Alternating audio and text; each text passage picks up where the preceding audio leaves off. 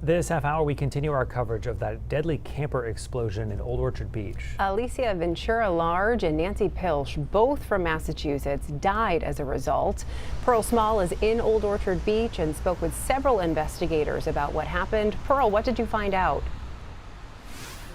Hey, Brian and Sam. So they told me that the two women were staying in a camper on the campground, and at some point on Saturday they described smelling a kind of like a garlicky smell. Now, trying to get rid of the smell, one of them then went and lit a candle, but because now the fire marshal believes that the smell was really coming from a propane leak, lighting the candle is what likely caused the explosion. Now, the fire marshal says that he doesn't believe that there's any criminal activity involved at this point, but the investigation is still in the preliminary phase.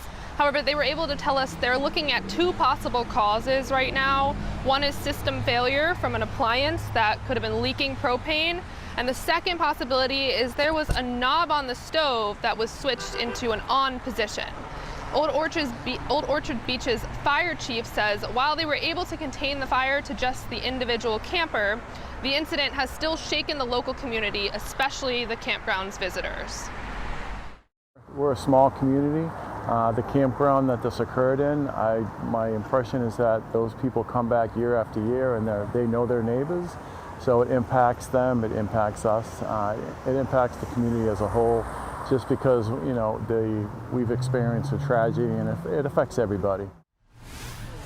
The fire marshal says he doesn't like to use tragedy to send a message, but this incident is a very important reminder to always have some kind of a gas detector in your home. He also says if you do smell something like garlic or rotten eggs, that's likely a sign of a propane leak.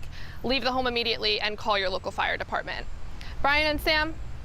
Pearl Small live for us with the new details today in Old Orchard Beach. Pearl, thank you.